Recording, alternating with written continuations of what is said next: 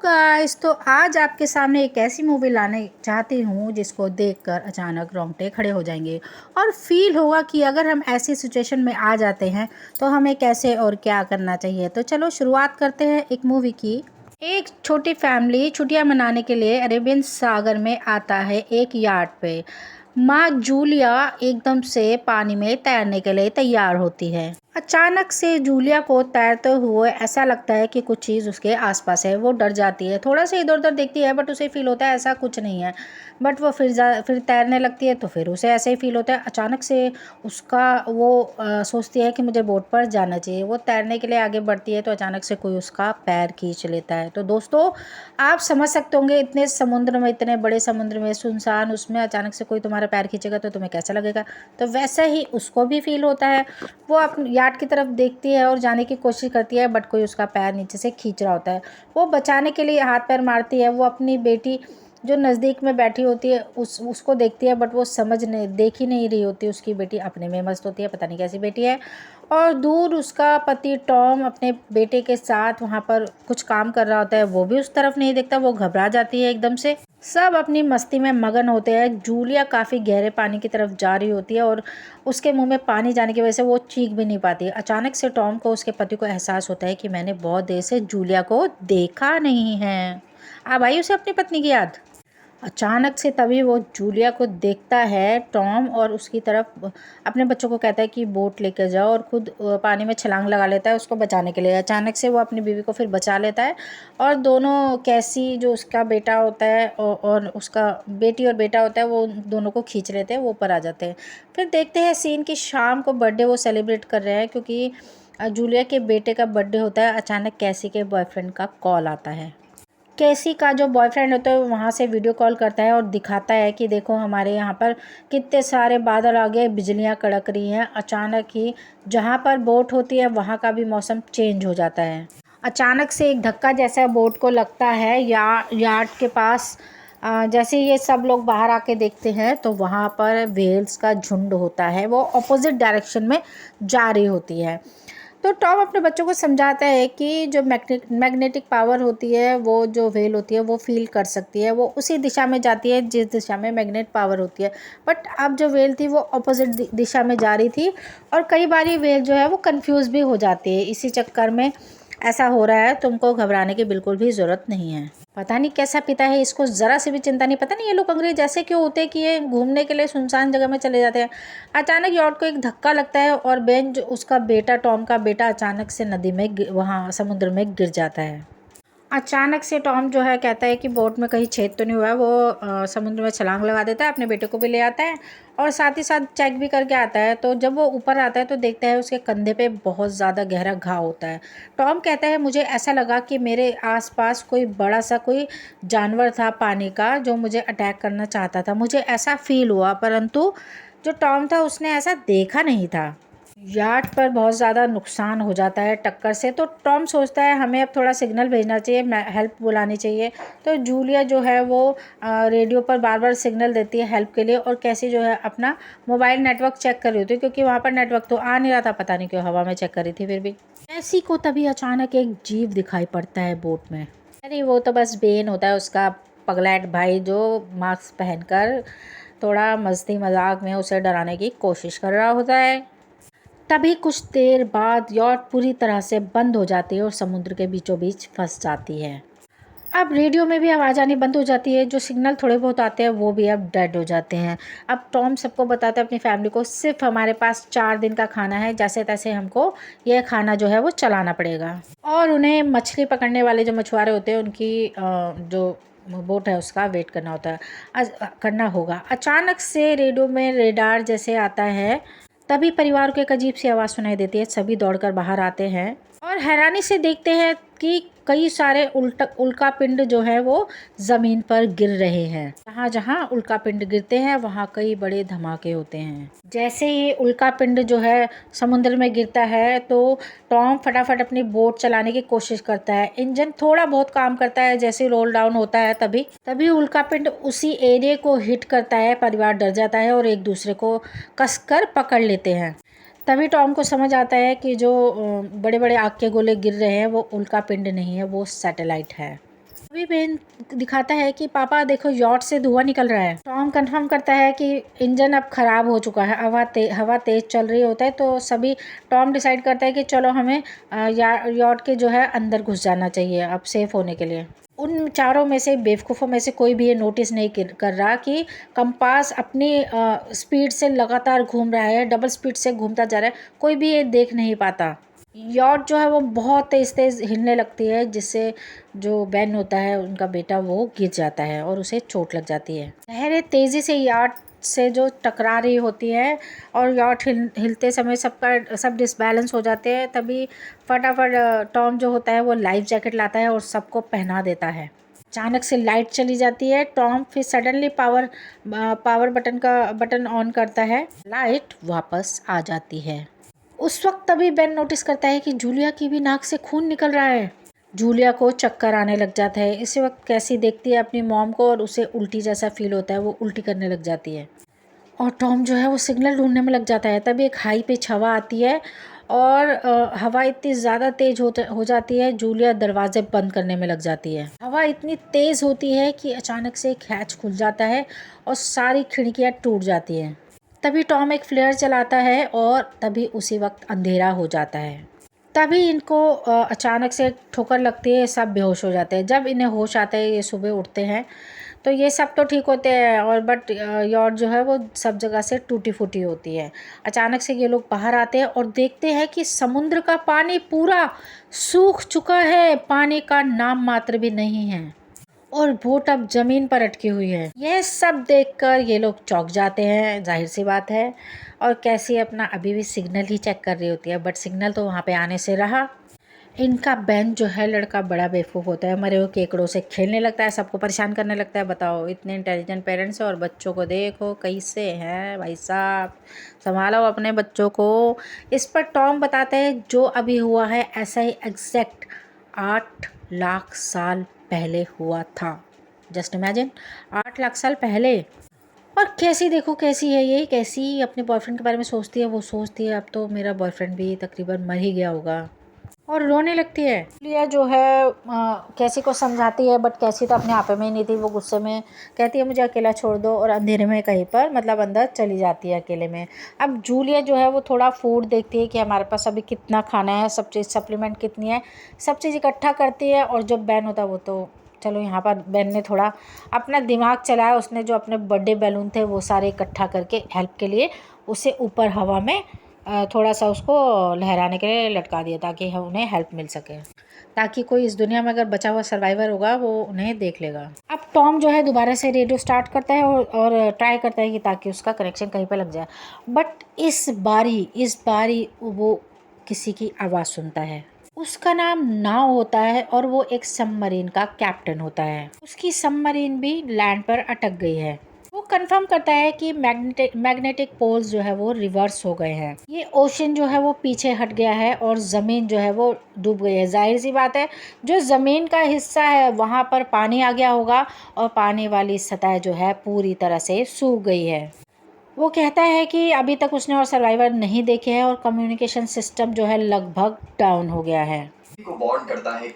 अब वो ये भी कहता है कि हो सकता है 1 हफ्ते में समुद्र जो है वो पोल रिवर्स होगा और समुद्र का पानी वापस आ सकता है।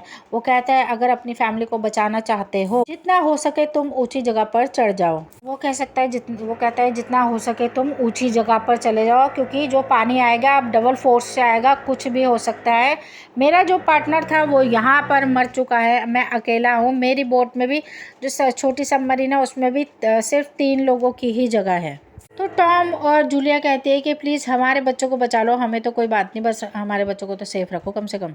अब जो वो था सबमरीन का मालिक, वो उन्हें कोऑर्डिनेट वाले दे देता है और कहता है कि जहाँ मेरी सबमरीन है वहाँ पर तुम्हें पहुँचना होगा। वहाँ तक पहुँचने में तुमको तकरीबन 2-3 दिन लगेंगे। वो अपनी फैमिली से कहता है कि आज रात तुम सब आराम कर लो, कल हम सुबह यहाँ से निकलेंगे। अगले दिन वो सब जूलिया सामान जो है वो पैक कर रही होती है, जो भी बचा कुचा होता है। तभी टॉम को पास में कुछ हिलता हुआ दिखता है। वो एक लंगड़ा आदमी होता है जिसके हाथ में दूरबीन थी और वो लंगड़ा लंगड़ा के चल रहा था। उसके हाथ में एक हारपून होती है और एक कुत्ता उसके साथ होता है जो लगातार भौंक रहा था। टॉम उसके पास जाता है और उसे पानी की बोतल देता है, मगर बिना कुछ जाने कि आदमी चाहता क्या है। जो हारपून से वो आदमी जो है टॉम को घायल कर देता है, उसको मार देता है। जूलिया ये सब देखकर दूर से भागने को आती है टॉम के पास, मगर उससे पहले ही वो आदमी जो है आ, वो हारपून से उसको तो मार चुका होता है टॉम को, और उसकी गर्दन भी काट देता है। टॉम जो है वो तड़प तड़प कर वहीं पर मर जाता है। अब वो जूलिया डर जाती है, वो वापस अपने बच्चों की तरफ भागती है बचाने के लिए, तो वो आदमी उसको देख लेता है और उसकी तरफ ज़ोर से हारपून फेंकता है। इससे उसके कंधे पर चोट लग जाती है। जूलिया दर्द सहते हुए, क्योंकि उसके कंधे पर वो हारपून लग जाता है, दर्द सहते हुए यॉट की तरफ भागती है और अपने बच्चों को कहती है कि तुम जल्दी से कहीं पर छुप जाओ, और यॉट का दरवाज़ा वो बंद कर देती है। वो दोनों जो बच्चे होते हैं, बेन और केसी, वो सोफ़े के अंदर जो है वो छुप जाते हैं। जूलिया ने एक फ्लेयर गन पकड़ा देती है कि मदद के लिए, और ख़ुद एक चाकू लेके जो है वॉशरूम के अंदर, बाथरूम के अंदर छुप जाती है। वो आदमी जैसे ही आता है वो ज़ोर ज़ोर से दरवाज़ा खटकाता है और वो दरवाजे को तोड़ देता है। अब वो आदमी अंदर घुस के इधर उधर कुछ ढूंढने लगता है। उसे थोड़ा खाने का सामान मिलता है, वो खाता है, फिर इधर उधर देखने लगता है। वो बाथरूम की तरफ जैसे ही जाने लगता है, जूलिया समझदार होती है, वो छोटे से छेद से बाथरूम से निकल जाती है और बाहर होती है। वो आदमी सोचता है कि शायद जूलिया जो है वो भाग गई है, मगर जूलिया जैसे ही धीरे से निकलने लगती है, उसका कुत्ता उसे देख लेता है और भौंकने लगता है। कुत्ता उसको काटने के लिए आता है और भौंकता है। जूलिया हाथापाई में उसको कुत्ते को मार देती है। कुत्ते की चीख सुनते ही जो वो आदमी होता है वो बाहर आता है। वो अपने कुत्ते की बॉडी देखता है, वहाँ पे मरा हुआ कुत्ते की देखता है, तो उसे और ज़्यादा गुस्सा आता है कि मेरे कुत्ते को भी मार दिया तुमने। इस बीच जूलिया जो है यॉट के दूसरे हिस्से से अंदर जाने की कोशिश करती है। वो यॉट के आगे के हिस्से से टूटी हुई जगह से अंदर घुस जाती है, मगर वो जैसे ही घुसती है वहाँ पर वो आदमी पहले से ही मौजूद होता है। वो ज़ोर से जूलिया को धक्का देता है, मारता है। जूलिया गिरती है और उसे बहुत गहरी चोट लग जाती है। वो बहुत बुरी तरह जूलिया को मारता है, उसके बाल पकड़ता है और फर्श पर जोर से पटकता है। तेरी ऐसी की तैसी, इतनी बेरहमी से कोई मारता है किसी को। और वो आदमी जो है जूलिया का गला दबाने लगता है। अंदर से फर्नीचर के अंदर जो छुपे होते हैं उसके बच्चे, वो अपनी माँ को ऐसे पिटते हुए देख रहे होते हैं, पता नहीं कैसे बच्चे हैं। तभी कैसी को एकदम से ध्यान आता है, उसके हाथ में फ्लेयर गन थी। वो अचानक से उस आदमी पे गुस्से से फ्लेयर गन मारती है अंदर से ही, और तभी उस आदमी के एकदम से सीने पे लगती है और आग लग जाती है। वो जलने लगता है। उसके जलने से पूरी यार्ड पे धुआं धुआं फैल जाता है। वो तीनों उस यार्ड से निकलने की कोशिश करते हैं। फिर अचानक से उसी आदमी को जो एक किक मारती है, और कैसी एक किक मारती है, वो गिर जाता है। तो फटाफट जूलिया जो है फटाफट वो उठाती है, मैप उठाती है और वहाँ से निकल पड़ते हैं। जैसे निकलते हैं, बैन और कैसे अपने पिता की बॉडी देखते हैं और वो लिपट कर रोने लगते हैं। और जूलिया भी वहीं बैठ जाती है, वो भी टॉम को देखती है और तीनों मिलकर अपने रोते हैं और अपने जो पापा को और अपने पति को वो अलविदा आखिरी बार कहते हैं। अभी वो डरावना आदमी भी यॉट से बाहर निकल आता है, तो फैमिली फिर से भागने लग जाती है। यॉट एक बड़े धमाके के साथ बिल्कुल फट जाता है। अब वो थोड़ी दूर जाते हैं, एक झरना होता है उसके पास, थोड़ा सा रेस्ट करते हैं। वो सोचते हैं अब थोड़ी देर रेस्ट कर लेते हैं यहाँ पे, फिर चलेंगे। अब सोचते हैं वो आदमी नहीं आ रहा होगा, मगर कैसी कहती है जो हमने बैलून लगाए थे बेन ने, मैं तो पहले ही कह रही थी बेन बिल्कुल दिमाग नहीं है इसके अंदर। उस बैलून को देखकर ही वो आदमी आया होगा यहाँ पर। बेन उसको अपने आप को कसूरवार मानने लग जाता है, जो कि वो था। बट माँ तो माँ होती है। माँ, उसकी मम्मी जूलिया उसे समझाती है, नहीं नहीं, जो हुआ है उसमें तुम्हारी कोई भी गलती नहीं है। अब वो जैसे ही देखते हैं तो वहाँ पर वही आदमी उनका पीछा करते हुए आ रहा होता है, तो वो लोग वहाँ से निकलने का फ़ैसला करते हैं। जैसे वो आगे निकलते हैं, छोटी सी नदी होती है, वहाँ पर एक हैमर हेड शार्क जो होती है वो देखता है बेन। उसकी नज़र ऐसी ही चीज़ों पर क्यों जाती है यार। जूलिया तभी नोटिस करती है कि वो आदमी सडनली उनके पीछे पीछे ही आ रहा होता है और वो उनके नज़दीक ही आने वाला होता है। लोग दौड़ लगाते हैं और एक रेत के टीले से नीचे गिर जाते हैं। अब एक उन्हें जहरीला कचरा दिखाई देता है, उससे बचते बचाते ये लोग फटाफट भागने लगते हैं। भागते भागते चलते चलते उन्हें कुछ ऐसा दिखता है, काफ़ी ज़्यादा चल चुके थे। वो देखते हैं कि जो समुद्र के अंदर जो भी कचरा प्लास्टिक था सब दिखने लगता है। इतना ज़्यादा कबाड़ा था यार, जो हम लोग फेंक देते हैं नदी तालाबों में, ये वही है, ये कचरा वही है, समझ जाओ। और इनको भी अब समझ आ गई होगी हम कितना कचरा फेंकते थे नदी तालाबों में, समुद्र में। अब धीरे धीरे बेन जो है उसकी स्पीड स्लो हो जाती है, तो जूलिया समझ जाती है कि बेन अब डिहाइड्रेशन का शिकार होने लगा है। अब वो वहाँ पर रुकने का फ़ैसला करते हैं। जैसे ही वो रुकते हैं, वो सोचती है बहन को थोड़ा पानी पिलाया जाए। जैसे ही बोतल में देखती है, अब ज़ाहिर-सी बात है इसी टाइम तो बोतल का पानी ख़त्म होना ही होना था, तो बोतल में पानी होता ही नहीं है। अब कैसी को एहसास होता है कि शायद उसने बोतल ठीक से बंद नहीं की थी। जूलिया उस पर बहुत ज़्यादा गुस्सा होती है और नाराज़ होती है। ज़ाहिर-सी बात है बच्चों को इतना लापरवाह जो बना रखा है तुमने, अब गुस्सा करने से क्या फ़ायदा? इनको तो पहले समझाना चाहिए था ना। अब कैसी बोलती है मॉम क्या फ़ायदा, वैसे भी तो हम मरने ही वाले हैं। इस पर दोनों के बीच बहुत बहस होती है। अब फैमिली लड़ते झगड़ते भी थोड़ा आगे बढ़ने का फ़ैसला लेती है। कुछ देर बाद उन्हें एक क्रैश हुआ एक प्लेन मिलता है। अंदर एक हिलती-डुलती चीज़ जैसी दिखती है, मगर कुछ नहीं होता। अंदर कुछ पशु-पक्षी होते हैं जो उड़ रहे होते हैं। अब जूलिया मतलब डिसाइड करती है कि हमें रात यहीं गुजार लेनी चाहिए। अब वो थोड़ा-सा स्नैक्स जो है वो शेयर करते हैं और रात गुजारने का वहीं पे सोचते हैं। अब जूलिया जो है उसके पास एक टॉम की जैकेट होती है, उसकी पॉकेट में एक फैमिली फ़ोटो होती है। जैसे ही वो फ़ोटो को देखती है उसे टॉम की बहुत याद आती है, इमोशनल हो जाती है और रोने लग जाती है। अब जूलिया जो है वो अब जो कैसी है वो तो बेटी है ना, वो अपनी मम्मा से पूछती है मम्मी आप और पापा कैसे मिले थे? तभी जूलिया बताती है कि टॉम जो है वो मेरा पेशेंट था, मैं उसका इलाज करती थी। देखा इलाज करते-करते ही अपना दिल भी दे दिया। टॉम ने जो है एक बुके और एक छोटी-सी स्टोरी मतलब पोएम कह लीजिए वो सुना के मुझे इम्प्रेस कर लिया था। तब से मैं और टॉम मतलब एक दूसरे को पसंद करने लगे और उसके बाद हमारी शादी हो गई। ये बात करते-करते रात हो जाती है, वो लोग सो जाते हैं। अब रात को कैसी जो है वॉशरूम के लिए टॉयलेट के लिए बाहर तो आएगी नेचुरल सी बात है। वो बाहर आती है तो वैसे ही पीछे से वही वाला आदमी आ जाता है, अनजान आदमी। उसके पीछे जैसे उसको पकड़ने लगता है तो जूलिया जो है वो पीछे से उस आदमी पे हमला कर देती है और इस बार वो गुस्से से चाकू से बार-बार उसको मारने की कोशिश करती है। ऐसे में वो आदमी जो है वहीं पर डेड हो जाता है। अगले सुबह वो सब वहाँ से निकलते हैं तो देखते हैं उस आदमी की लाश को कीड़े-मकोड़े खा रहे थे। अब फैमिली जो है वो देखती है कि उसकी बॉडी पर जो है काटने के भी कई निशान थे। अब इससे उनको समझ आ जाता है कि इस एरिया में कुछ ऐसे जंगली जानवर भी हैं जो मतलब उनके लिए नुकसानदेह है, फटाफट भागो भैया यहाँ से। तो वो आगे बढ़ने की प्लानिंग करते हैं। फिर देखते हैं आगे चल के एक और उन्हें बॉडी मिलती है जिसमें से कीड़े मकोड़े बाहर निकल रहे होते हैं। वे लोग डर जाते हैं और फिर जूलिया और कैसी मिलकर एक मैप देखते हैं। इस पर बैन जैसे वो नक्शा देख रहे होते हैं तो बैन थोड़ा-सा आगे निकल जाता है और आगे देखता है पानी है तो पानी पीने लगता है। वो दरअसल ज़हरीला पानी होता है। जूलिया मना करती है कि ये पानी मत पियो, मगर वो बैन तब तक पानी थोड़ा-सा पी चुका होता है। अब वहाँ पर बहुत ज़्यादा धूप होती है रास्ते में तो टूटी-फूटी कुर्सियाँ मिलती हैं उनको, वो उस कुर्सियों से शेल्टर बना लेते हैं। अब वहीं सोचते हैं कि इसी में अब हम रात यहाँ पर गुज़ारेंगे। अचानक से देखते हैं आस-पास से उन्हें रात को अजीबो-गरीब आवाज़ें आने लग जाती हैं। अब जूलिया अचानक से उठती है आवाज़ों से और बाहर जाकर देखती है तो क्रैब्स का बहुत बड़ा झुंड उनकी तरफ आ रहा होता है। अब उस क्रैब से बचने के लिए जूलिया फटाफट बच्चों को उठाती है और तीनों वहाँ से दौड़ लगाते हैं, भागते हैं। भागते-भागते आगे उनको एक क्रू टाइप का शिप जैसा टूटा-फूटा मिलता है, वहाँ पर 3 लोग ऑलरेडी ज़िंदा थे। वो सब उन्हें देखते हैं और उसमें से एक औरत उनकी मदद करना चाहती है, मगर बाकी लोग कहते हैं कि हम इनकी मदद नहीं करेंगे। अब वो तीनों जो है इनकी फैमिली को बाहर छोड़कर कंटेनर जो है वो लॉक कर देते हैं। अब जूलिया फटाफट दोनों बच्चों को मतलब ऊपर कंटेनर के ऊपर चढ़ा देती है और खुद जैसे ही चढ़ने लगती है क्रैब्स उसके पैर में काट लेते हैं, मगर दोनों बच्चे उसको जूलिया को भी ऊपर खींच लेते हैं। अब जो बाकी क्रैब्स थे वो कंटेनर में होल करके उस कंटेनर के अंदर छुप जाते हैं। देखा बुरा करोगे तो तुम्हारे साथ भी बुरा ही होगा।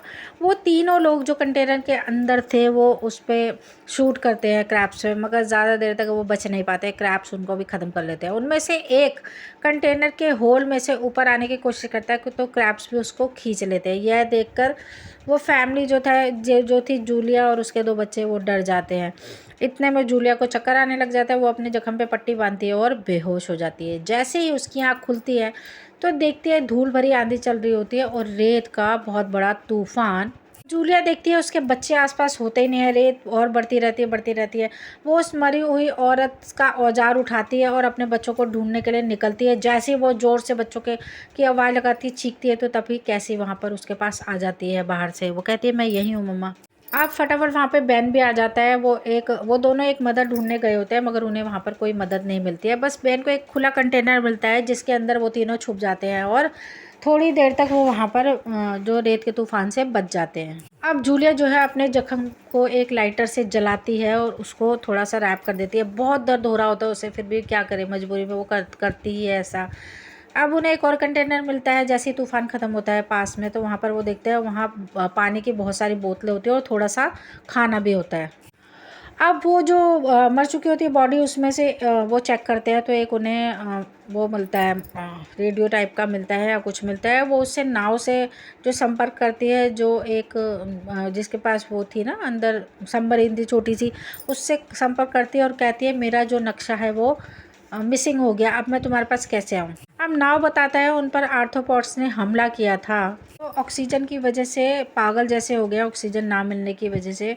अब वो कहता है फैमिली को थोड़ा जल्दी करना पड़ेगा, क्योंकि उसके पार्ट्स जो है अब ज़्यादा समय तक ऐसा नहीं हो मतलब यहाँ पर नहीं रह सकते, जल्दी से जल्दी उनको समुद्र में जाना पड़ेगा। नाव कहता है कि समुद्र जो है बहुत जल्दी और बहुत कम समय में वापस आने वाला है, तुम्हें बहुत जल्दी करनी पड़ेगी, मतलब 6-7 घंटे में ही समुद्र आ जाएगा। वो एक फ्लेयर गन से शूट करता है नाव, तो फैमिली को दिख जाता है फ्लेयर गन की दिशा और वो उसी दिशा में चलना शुरू कर देते हैं। अब वो देखते हैं दूर से उन्हें सबमरीन नज़र आने लग जाती है। अब जैसे वो सबमरीन के पास आना चाहे भी, तो उस सबमरीन और उनके बीच में एक बहुत बड़ी चट्टानें होती है, जिनको वो पार करना उनके लिए पॉसिबल नहीं होता। वो कहते हैं अब ये पार करनी पड़ेगी। चट्टान पार करने के चक्कर में चट्टानों के बीच में से निकलते हैं, वहाँ पर अचानक से बहुत ज़्यादा आवाज़ होने लग जाती है और चट्टानों में से पत्थर गिरने लग जाते हैं। अब अचानक से ऐसा होता है कि वो पत्थर गिरने लग जाते हैं, एकदम से स्लाइड होता है, मतलब पत्थर का स्लाइड होता है और वहाँ बहुत सारे पत्थर गिरने लग जाते हैं। वो अपने बच्चों को धक्का देती है दूसरी तरफ और ख़ुद भी एक तरफ गिर जाती है ताकि वो कुचल ना जाए। अब बच्चों और जूलिया के बीच में एक दीवार खड़ी हो जाती है। वो बच्चों को समझाती है कि घबराने की ज़रूरत नहीं है, मैं भी आ रही हूँ, तुम दोनों भी फटाफट निकलो वहाँ पर सबमरीन के पास जाने के लिए।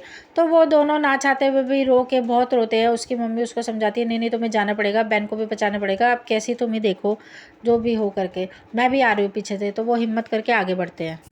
अब वो दोनों फटाफट चट्टानों के बीच से कैसी वो अपने भाई को खींच खींच के ऊपर लेके जाती है। फिर वो दोनों भाग के फटाफट सबमरीन के पास जैसे ही पहुंचते हैं, वहाँ पर देखते हैं जो नाव खून से लथपथ बिल्कुल सबमरीन के बाहर खड़ा होता है। नाव कहता है मेरे लिए जो ये सबमरीन बिल्कुल बेकार है, तुम इसे ले सकते हो। अब नाव कहता है कि मैं इसमें नहीं जा रहा हूँ, तो इस सबमरीन में एक एक्स्ट्रा जगह होगी। ये सुनते ही कैसी फटाफट भागती है वापस अपनी माँ को लेने।